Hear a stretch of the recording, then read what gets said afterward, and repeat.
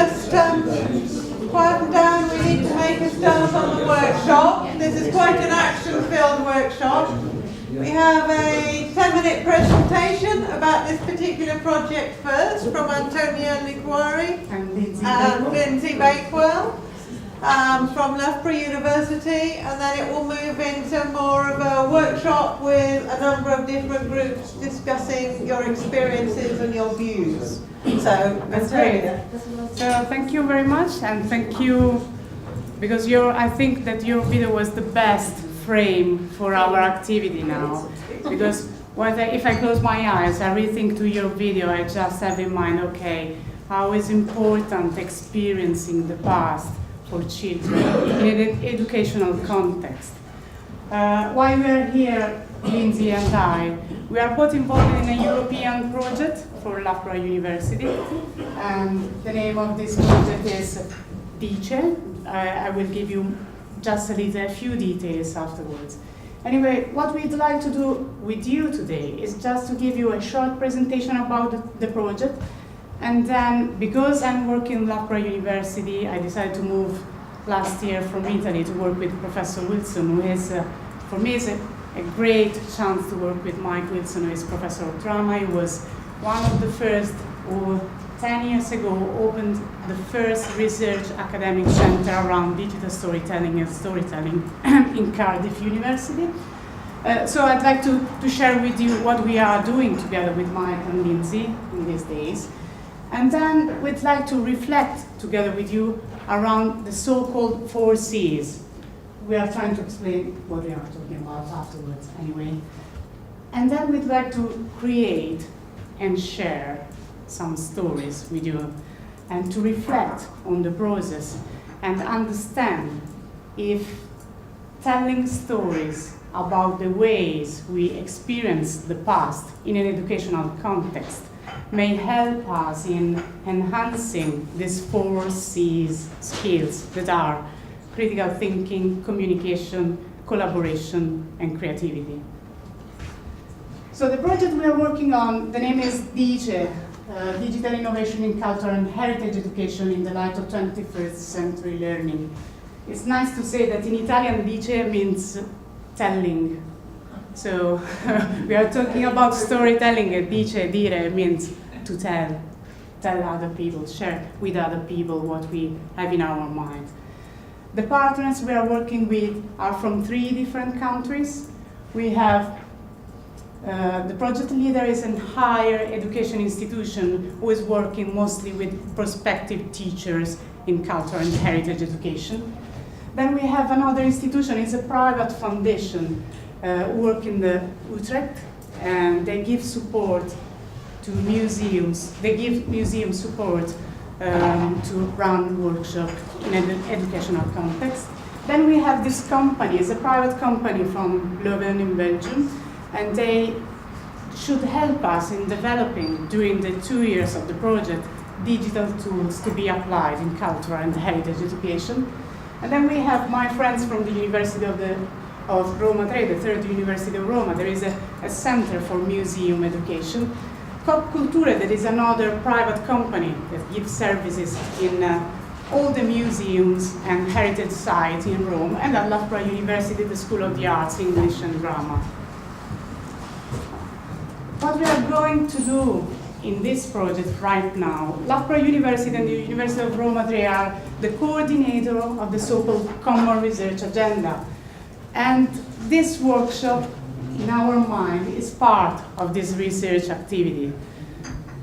We are trying to define these 21st learning skills, and today we are focusing on the 4 C's.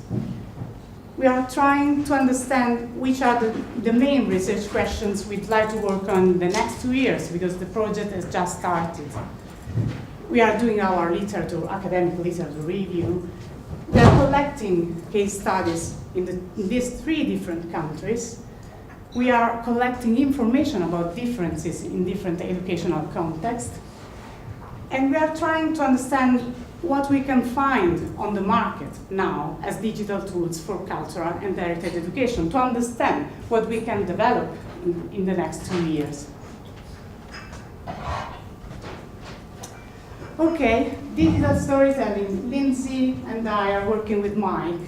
We are trying to apply this methodology in 3 different projects now. So if you want to spend just a few minutes to tell what we are doing. Sure. So the 3 projects, well, it's technically 4 projects. Antonia has another one that her and Mike are working on. But between the 3 of us, we're working on 3 very different projects. The first is the DTO project, which obviously looks at education and heritage. We also have one called Leader, which looks at loneliness in the digital age. So looking at how we can use digital storytelling and digital tools to assist with experiences of loneliness for those people who have a change of circumstances or move to a different location. And then we have what we call the Drive project, which is drought risk and you, where we're collecting narratives and memories of people that have experience of drought or have a particular dependency on water.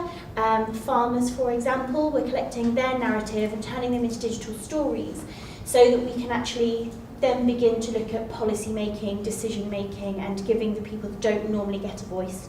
Okay, so it's time to share with you a couple of digital stories. These 2 stories have been made in the same day, in the same place, from 2 archivists who are now working in Newcastle at Tyne and Ware Archives and Museums. That day we were in Rome, in my previous office. It is very close to the Pantheon, in the historic center of Rome.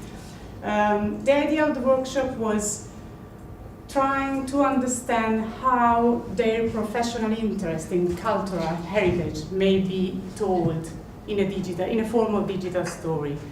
Why we agreed, Lindsay and I, to share with you these 2 stories. One of the reasons is that because these stories are part of a snapshot digital storytelling workshop, that means a workshop that happens just in one day, just working around memories related to one photo. The technical aspect of this digital storytelling workshop is less sophisticated than the workshop that we usually run in 3 or 5 days. And because today we'd like to explore not the importance of digital storytelling in culture and heritage education in the light of the 21st century skill, but the importance of storytelling with less emphasis on the digital aspect, I'd like to share this where perhaps it's more important to listen to more than understand the way they produced these videos.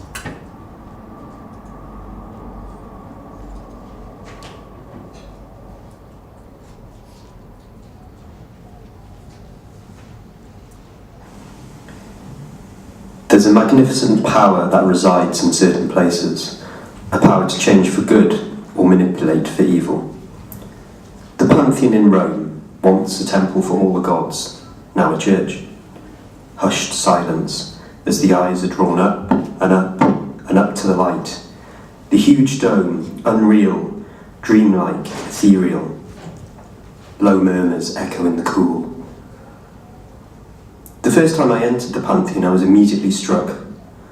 Was it the perfection of art, the symmetry of craft, or the sense of wonder and awe on the faces of the reverent masses? At the Pantheon it is both, a perfect balance, a sensational fusion of human ability capable of unleashing immeasurable human feeling, a synthesis of hard, cold rock combined with the softer intangible emotions, living and breathing off each other and continually being absorbed into the vast space above. No other place has made me feel this way. It changed me. Not that I realised it at the time, but later, looking back, that was the moment. The spirits of our ancestors, the ghosts of people from long ago, reaching out.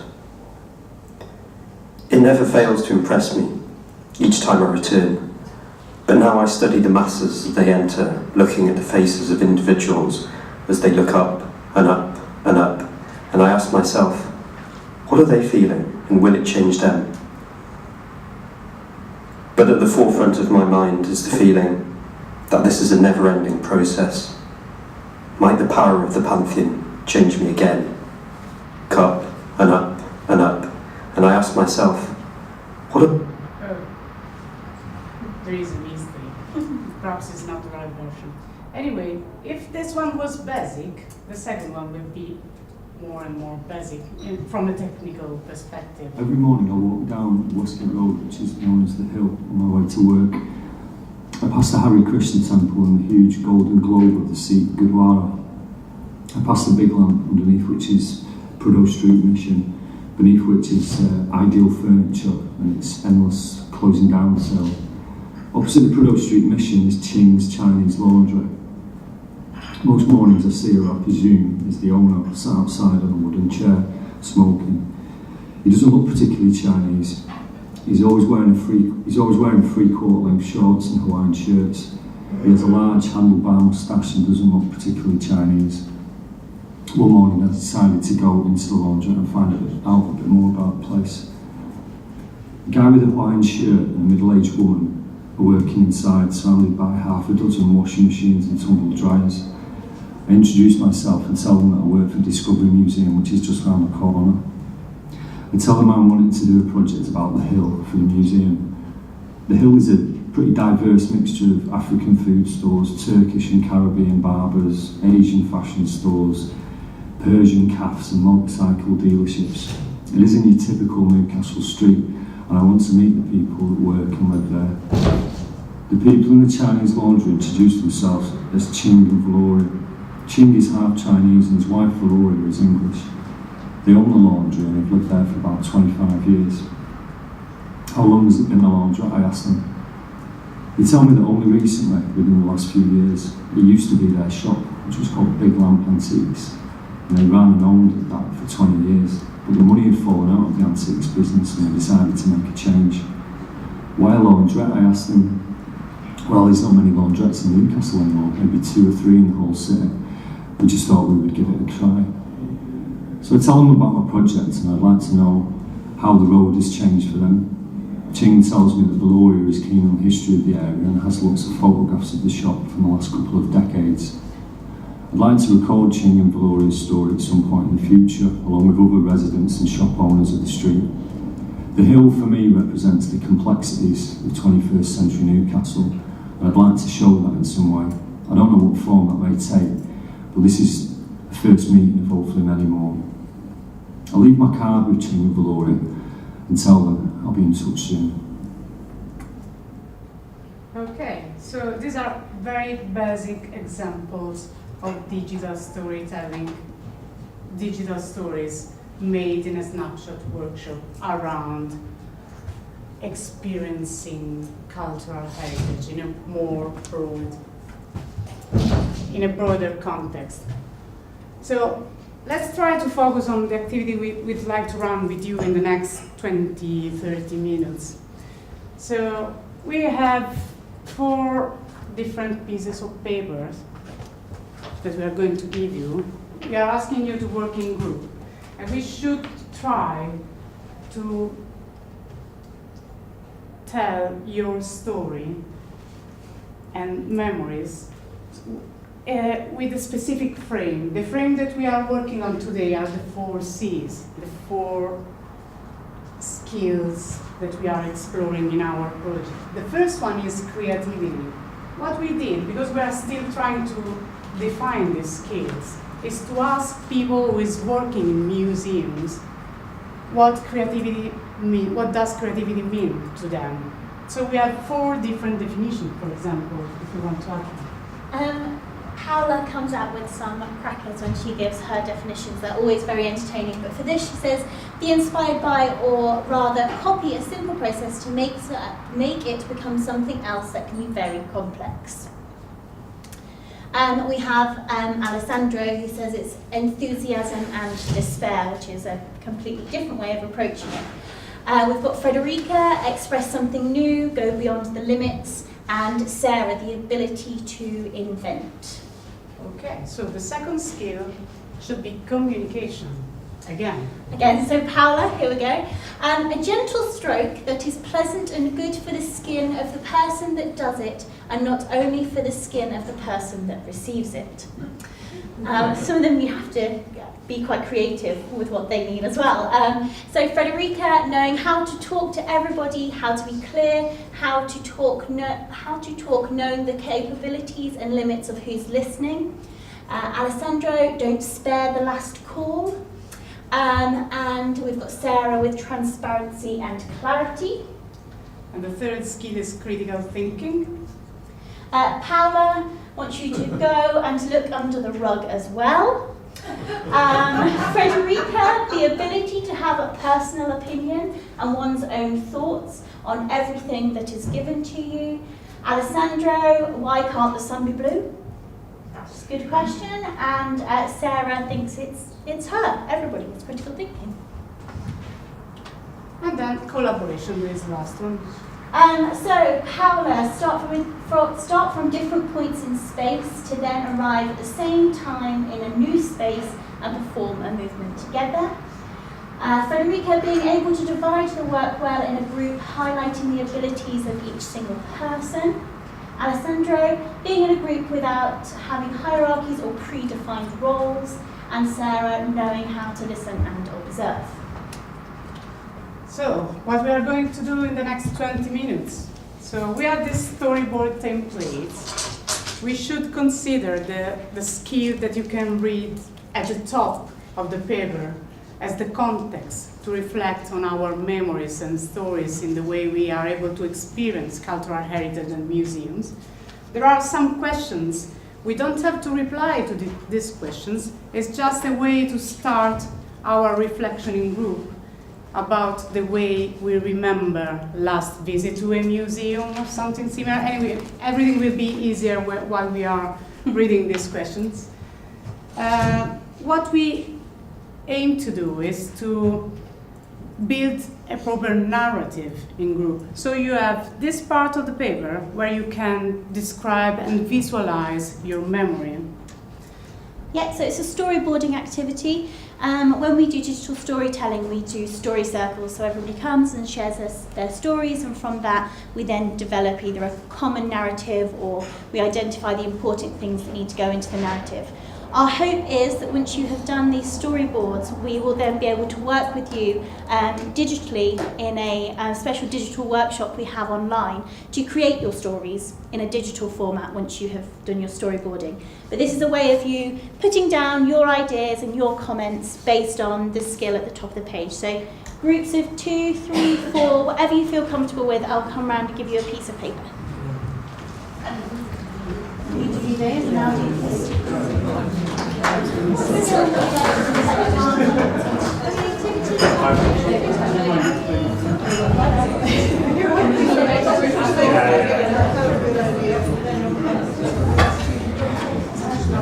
If you think you'd like to work on this skill, we'll play something around. Yeah, collaboration. And the two of you working together, you'll work to 6. Perfect.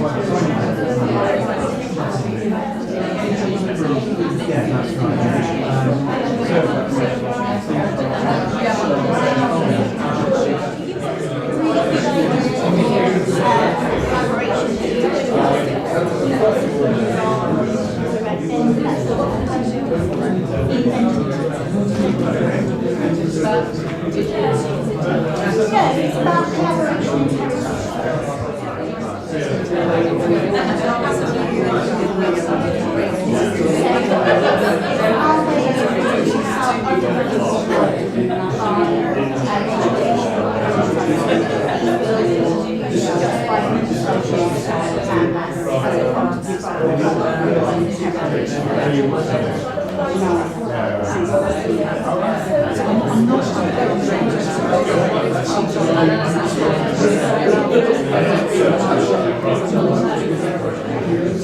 send that to you.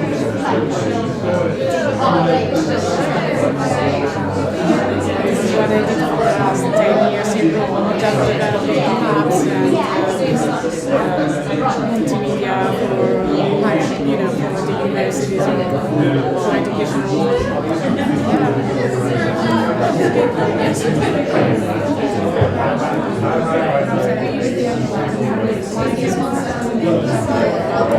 Mike can come with me and have a chat.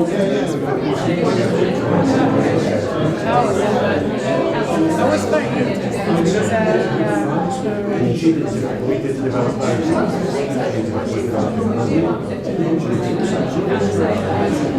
I was curious about the definition of conscious because we are doing very good sentiment analysis.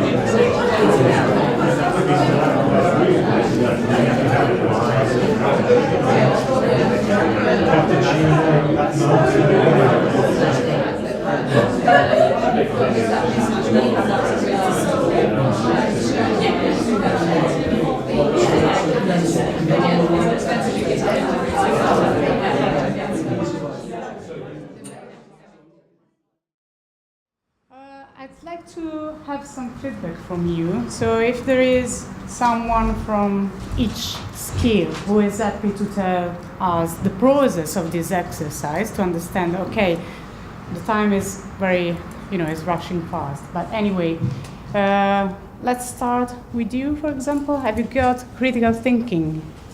Are you happy to tell something about Well, you can talk to it. Yeah. I think we slightly forgot about the critical thinking thing. But No problem. I'm sure it's in there. I'm sure. So what would you want to tell? What do you want us to tell you? The process of this exercise, what you did, what you can. So what we did, because we realised there was different experiences in the room, we really identified the 3 different experiences of a heritage moment or whatever. But we also, the 3 of us, were trying to work out how we describe heritage, not being completely heritage-based, so that was interesting. I think, there was different moments we discovered where heritage was just there, not being taught in terms of our own experience. Do you want to know the detail or just carry on? Yeah, if you wish. So one being brought up at Newstead Abbey, so just completely engulfed in heritage sites. One being heritage being like the stories told about family heritage in the back of his dad's car, these sort of religious experiencey heritage things at abbeys and things like that. So we started to share those. I think because of what we do, we all knew that in terms of the vision for the future is to engage people in an entertaining, immersive way. But we just presented about that. Of course, that's great. Very good idea. This is why I'm starting with you, because we know that you have a great experience to tell. Well, actually, one of the interesting things that John was talking about was that there's a lectern in Southwell Minster, which is just there. But actually, what lies behind it is that it was found in Eagle Lake. So actually, you tell that story by taking the kids to Eagle Lake. So you find interesting things in. We talked, because obviously performance is a key thing for us, we were finding other ways. We talked about oral history, children and oral history, going out and talking to people, finding out their stories, sharing their own. We know that's an exciting way, we've done stuff like that. But one of the key things that just came up at the end there was, I think so often in education it's about being told you're wrong. You have, particularly if you think of history and heritage connected, you're told it's wrong, it's like facts, it's all that stuff. So it's like not educating by saying it's wrong, but asking the questions and nurturing the curiosity. Brilliant. Oh, great. Excellent. Oh, that's great. Thank you very much. Anybody else have anything other than critical thinking they'd like to share? We had collaboration. Oh, wonderful. Great. So we had some discussion about different experience of different connected communities projects that people had, and the process that you go through in trying to negotiate and discuss the project and develop the ideas with the community groups. So our story was that you have the process of the project, you have the initial vision, which is a more two-dimensional vision, where the fallacy of the research application, where you have to come up with something before you really know what it is, before you really talk to the community group. And then the next stage is where it gets a bit less optimistic. You have a reality check, you find people have different needs and you're not sure if it's going to work. And there's ethical difficulties about whether different people need different kind of outcomes for their funding authorities and so on. And then you have good collaboration, you start developing connections and networks, concept mining, brainstorming, it develops into a real partnership. And finally, the positive outcome, where you have a vision cubed, or the original vision is achieved, but it's a better four-dimensional vision. So this is the aim. Okay, That's great. wonderful. Thank you very much. Is Paul ready to share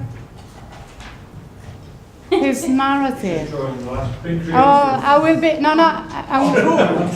Yeah, I can wait for you. So. I can tell you what we did. Okay. Yeah. What's your name? Dan. Dan had a terrific experience at aviation. It was East Kirkby Aviation Heritage Centre. The event is actually, our topic was creativity. And this heritage event that I went to, the creative aspect was the concept of what they did. At East Kirkby they have one of the last few remaining Lancasters that is only fit for taxiing.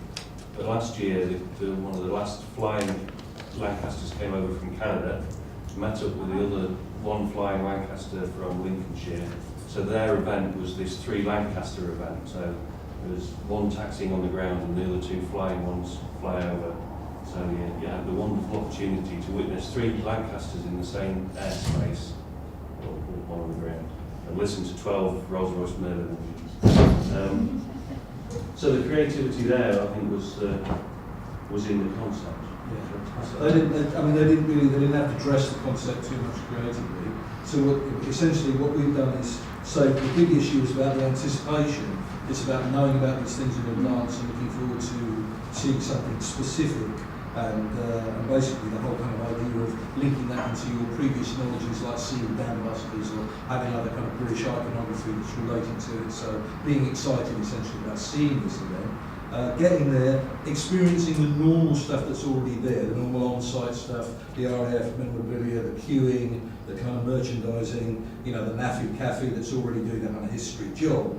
But then kind of like, and then you get to the money shot of kind of like the whole kind of the flyover of the two aircraft and the taxiing, and that's the thing that's really is the key thing of your day. But the big issue is the idea that the upshot is essentially then how you mediate it. That everything is about recording history in the moment and saying I was there, and it's the whole Facebook, social media, Twitter thing that says, look, I've taken these photographs, I've taken the video, I've mediated it straight away, I've created history.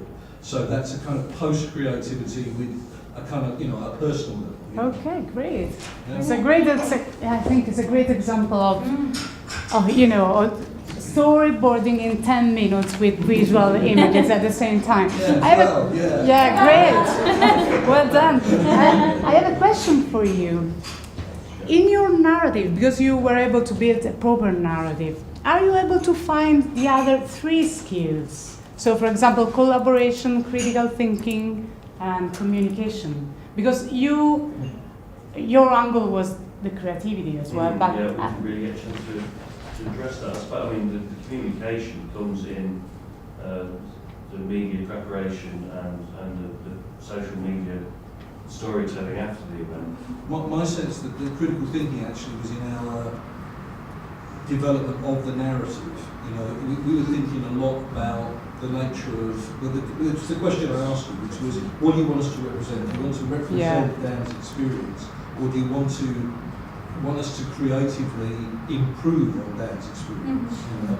And effectively, what we could have done is to say that, I don't know, say that the queuing of a normal kind of RAF space could have been done differently to play out a bigger anticipation, could have done this, that and the other. They could have used some of the previous media to do a more creative job while they were there. They could have done different things with the taxiing, maybe. There's a lot of kind of creative impact you can have on it. But really, the concept was all people wanted to come and see those aircraft. And job done. Your critical skills have to be disarmed either willingly or by careful advertising or on-site manipulation. And also, you can often give yourself up to. That's I'm not criticising that. And creativity for me isn't even remotely separate from critical thinking. They're the same thing. Yeah. I think that actually demonstrates a really nice way of using digital storytelling as well in two ways. Firstly, obviously this project is looking at how you use digital storytelling to add more or different ways of teaching heritage into education. So you have two different things there. You can report on what you enjoyed and what you thought was brilliant and how it communicated to you on that day and how it was creative and what it made you think about, and you can do that. And then you can also create a digital story that says, but maybe we can do this, which then, encourages and educates people also in the heritage sector to think of new and interesting ways to start, creating activities, and it I still want to ask my big question though. What makes this digital storytelling as opposed to storytelling? Because you turn them into digital stories at the end. Yeah, This bit is storytelling. Yeah, this is just That's storytelling. More questions to come, you there. Isn't that what the storyboard's about? Is that gets transferred into digital? The next Yeah. step would be to write a script of 250 words, to do together a bit of voice recording and then a bit of video editing, depending on the time that we have. Of course, something that may be more or less sophisticated or not. Anyway, the importance of this process is sharing things and reflections. And So is the digital storytelling different because you're adding pictures and sound or film? Yeah. Or is it different because it is a dialogical digital thing where people feedback their ideas, they can change the story, they can evolve? It's part of the process, Absolutely both. Yeah, both. Completely It's part of the process, so Yeah. of course. Yeah, you can. Because it's just adding pictures and sound isn't really changing. No, It's still a linear narrative. Yeah, So you're trying to tell people how to create a more multi-dimensional, Exactly. less linear sort Yeah, of story. Yeah, exactly. Which can then be built upon by other people creating counter narratives or supporting narratives or digitally taking- contributing narratives. Yeah, of Exactly, course. exactly. And that, of course, is not an individual process, so a one-to-one process. If you think as a collective group or in fact as an individual that you would like to try digital storytelling with us, if you could write your name on the back, hopefully we've got everybody's email address so then we can match up classrooms and so on and so forth. If we haven't, please write it on there. But if you would like to, if you could write it on the back of your piece of paper and then we'll know who to invite into what classroom to work together And just write on yes digital or no if stories. you're interested or not to know something more about digital storytelling. It wasn't easy for us to structure a workshop in 1 hour because we usually have at least 1 day. So, but it was just to give you a taste, a smell of what we can do together if we have time, perhaps for the next symposium. So thank you very much. Are there any more questions very quickly? We do have 2 minutes. Anybody? Apple? I think there is a coffee for another 2 minutes Okay. if you want to jump down to grasp a coffee. Can I just ask a question? Sorry, it comes out of that, if it's okay to ask Of a question. course. Yeah. So the digital, so it's storytelling, but the digital bit isn't a tool for telling a story because it's digital, from what I gathered from you, because it's digital, there's new ways that you can engage and Yeah. Well, that's what I was trying to clarify Yeah. as to what your aims of this actually are. Yeah, this Whether is it's our- just using different media, different like sound and images, and pinning that, or whether it's actually telling stories in a completely different way Yeah, by using the fact that digitally a story is never fixed and can be changed and will evolve and turn back on No, itself. the emphasis Evolve in is on multiple this. directions. So Of Yeah. course. And we are trying also to connect different approaches in our research. For example, just to give you an example, we are doing also a sentiment analysis on social media. I remember you were telling about emotions and people's perception while they were using the mobile application. We are trying to understand if digital stories may be used as a sort of validation of big quantity of data that we can gather through the sentiment analysis on social media. So this is something a bit more complex that we are trying to test now, because in Loughborough they developed a very good software, the emotive software for the sentiment analysis. So we are trying to understand if the same topics that we are exploring through digital storytelling are in a way in a frame of feelings and emotions told on the social media. So anyway, it's a different way of making stories, but also of sharing and gathering new data from the internet as well. So anyway, if you wish to have more information about the methodology, and it's a broad word, so I hope there is a chance to speak more about this and perhaps to meet Professor Wilson.